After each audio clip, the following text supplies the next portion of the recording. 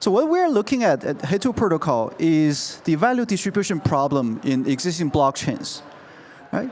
So value distribution here simply means how do people, participants of the blockchain actually earn, right?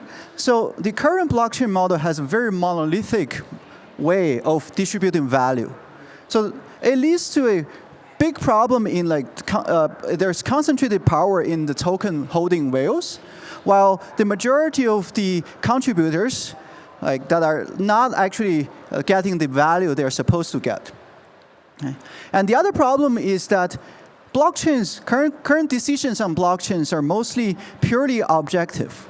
Right? So that is fine for a large class of applications, like financial applications, right? But there exists a lot of other applications that do not actually have kind of objective functionalities, right? So they're very subjective kind of notion. So these applications are not really supported well on the existing blockchains. So one of these type of applications are AI applications, right? So everybody knows that AI are extremely powerful these days, right? And they're getting more and more powerful. Right? But the AI creation process is inherently complex. So it involves a large number of steps, things like user contributing their data, right? All this training process, pre-training, post-training, and you got fine-tuning distillation on your base model to produce vertical models or very specialized models. Right? So throughout this AI creation process, there's a large number of contributors and very diverse kind of contributors. Right? So things like users contributing their data, there are GPU network contributing their compute powers, your edge devices doing the inference, and so on and so forth. Right? Most of these contributions, they actually happen off-chain. Right? And so there is currently a very misaligned incentives for most of these contributors. And as I said in the last slide, right, the value distribution model in existing blockchains are particularly monolithic, right? So most of these contributions are not really reflected in the value distribution process on blockchain. So how do we solve this problem? So in Hetu, so we design we actually use a new fundamental or philosophical model to reason about the different kind of events happening in a decentralized network. So this new foundational model is called a causal graph. So you can imagine a causal graph essentially represents the causal dependencies between different events happened in a decentralized network. Right? So these events, right, so are represented as vertices in this graph, and then these edges represent causal dependencies. Right? Here, I just show you a very simple form of causal graph, but this can be extended to any kind of application areas. Things like AI, let's suppose you have a powerful AI model that is generated, but you can build a causal graph that actually links all the contributions that leads to this final this final AI model. Right? Things like you have your model is causally dependent on these powerful GPUs that do the training, and these GPUs causally depend on the user inputs. Right? And then not just AI. So we can actually apply this kind of causal graph to a lot of the areas, things like social, things like science, and anything you can think of. So causal graph is a really powerful way of reasoning about events in a distributed system or decentralized network. But there is a problem, right? Causal graph, right, they keep track of all the different events happening in the system, so it keeps growing, right? So it keeps growing indefinitely. But how do you actually maintain this kind of graph? And how do you disseminate this kind of graph in a growing network? So there is a scalability problem with existing graphs. And in a decentralized network, there are adversaries who are going to manipulate your graph data so that it can essentially means they can force or manipulate causality in a social graph or a causality graph. To tackle this problem, in Hetu, we built a new technology called logical clock, which is a compact representation of a causal graph. It's constant size. And then, so we can disseminate these logical clocks instead of the entire graph for much scalable communication. And to tolerate these adversarial behaviors, we built a verifiable logical clock using zero-knowledge proof techniques and TEE hardware for security. So leveraging this causal graph idea, we designed a new type of blockchain protocol. So this blockchain protocol leverages a new type of proof technique called proof of causal work.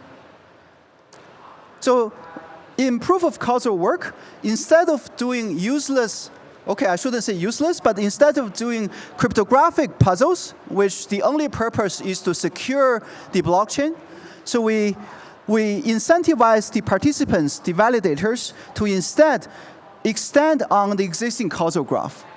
So that is, we are incentivizing these validators or participants to do meaningful contributions to our causal graph by extending the causality. And then to build the blockchain, you essentially present this causal graph extension or using our verifiable logical clock as proof of you are extending or doing useful work on the causal graph. So one interesting perspective of this causal graph it is a much more flexible data structure than existing blockchain. That means different participants or different validators can have their different opinion on which causal graph they want to extend. So that creates a lot of many parallel graphs, or as commonly known as forks.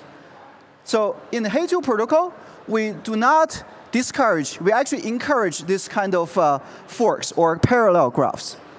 So which graph you want to extend, or which means which causality you want to extend, is purely based on the subjective notion of what do you think is good or bad. So this deviates significantly from the existing objective functionality of blockchains, so which better supports applications like AI.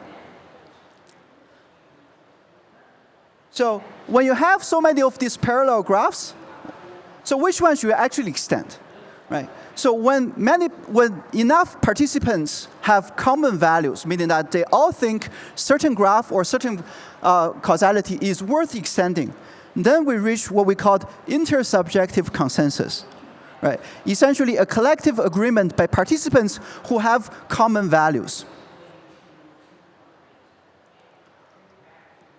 With these causal graphs and proof of causal work, we can do much better value distribution, which essentially solve the value distribution problem I introduced in the earlier slides. Causality in a causal graph implies contribution. So that means if you have, so suppose, for example, you have a really powerful AI model you generated, and then eventually you issue a token. So now we can use this causal graph to precisely track which are the set of contributions. Right. You can have your user contributing their data, so that will be recorded on this causal graph. And you can have your GPU network that contribute their GPU power to train this model, which will be also recorded on this causal graph. Right. And by doing intersubjective consensus, we actually incentivize impactful contributions. Right. Because only the graph that actually shows that are fully extended will eventually be rewarded. That means you want to contribute to the graph that most people think will be impactful. And with proof of causal work, we ensure decentralized, fair, and secure contribution tracking. So building on top of Hetu, our Hetu blockchain protocol, so we have several interesting projects, ongoing projects. So the first is ModelDAO. So the purpose of ModelDAO, Hetu ModelDAO, is to compute the intelligence.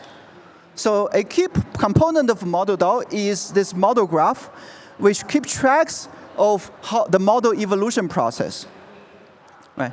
AI models stem from a broad set of contributions, right? So you have your powerful base models, and then you have your fine-tuning, distillation, and other techniques to further specialize your model. So this model graph essentially keeps track of all these different contributions that leads to final AI breakthroughs. And by using proof of causal work and intersubjective consensus, we actually incentivize contributions that actually lead to real AI breakthroughs. So with this model DAO, we're able to co-build powerful AI base and vertical models in a fully decentralized way. So we actually have a okay. So I'm switching tabs. I don't know if we can show it on the screen as well. So no. So I actually switched tabs. Can I?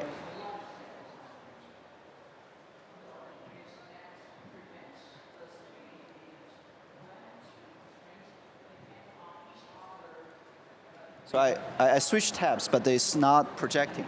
I see. Well, go to your other tab and wait there for a second. This one? Which one do you want? This one I want. This is the one you want? Yeah. Is this in display mode? This tab?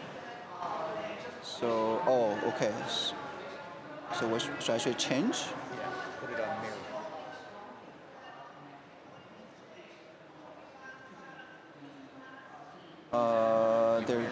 There's start mirroring. There you go. Okay. All right. Sorry about the technical difficulties. So for this particular model DAO, so we actually have our first demo. Right, so in this demo, you can see, hopefully you can see, so we have a small part of our model DAO graph. So that shows an evolution of some AI models. Right, so it extends from the base medical model, right, to a home doctor, and then to a particular type of doctor model, like a dentist. Right? And then if you click on any of these models, we also show you the different kind of contributions from the different type of participants. You can see that there are, for example, here there are like 35% contributions are from the base model, and 25% are from the data set contributed to creation of this particular model, right? And there are builders and validators and so on and so forth. Right? And by keeping track of all these contributions on this model graph, we'll be able to see, for example, later, once we have a really successful model here, and then you want to actually issue, for example, issue token, you can exactly find the kind of contributors that leads to this breakthrough in the model. And then we can do value distribution accordingly. Okay, switching back. So as I said, this causal model is a really, really powerful way and also has wide applicability. Right? So now just for AI model building, we can also keep track of social contributions, which is a key part for the success for a lot of Web3 projects. Right? So the second application I want to showcase here is called Hetuverse. So Hetuverse essentially tracks your social contributions to a particular project. So when you use Hetuverse, you can essentially connect your social media, things like Telegram, things like Twitter, things like Discord. And then when you make positive contribution to a particular project, then all these contributions, social contributions, like inviting KOLs, like discussing, and advertise the project to the broader community, will all be recorded as points in your Hetuverse. Okay, so I do also have a demo here. I hope this actually works. Let me try that again.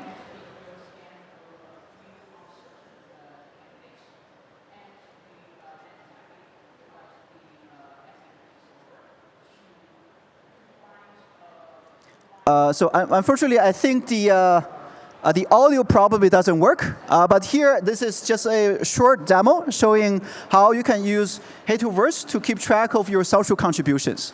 Right? So this is the main page of Hetuverse, where you can see all your contribution data, and that will represent your social influence as a social graph as well.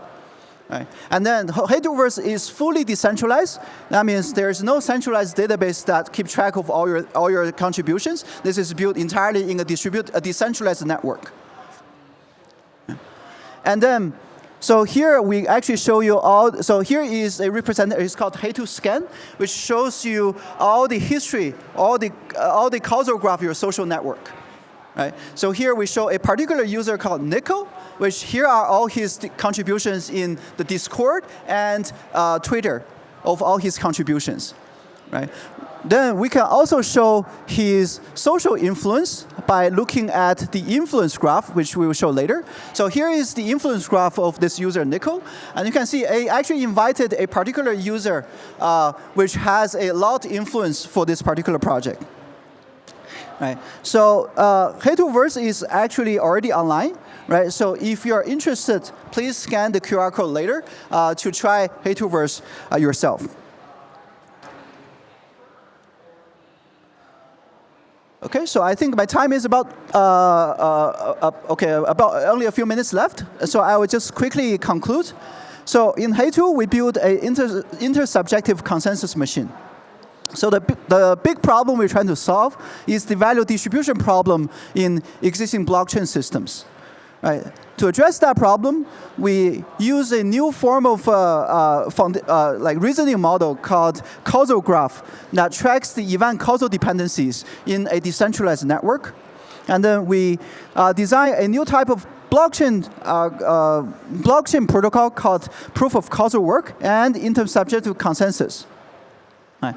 On top of Hetu protocol, we built two interesting applications. One is called Hetu Model DAO, which is a model graph that keeps track of AI model evolution.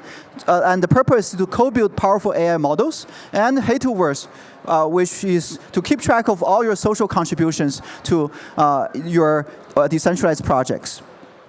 So the future of Hetu is to decentralize social AI for science and governance and much more. And here I have the QR code for the Hetu website, the GitHub, and the Twitter accounts. If you're interested, I'm also happy to talk to you after the talk. With that, I'll end my presentation. Thank you all.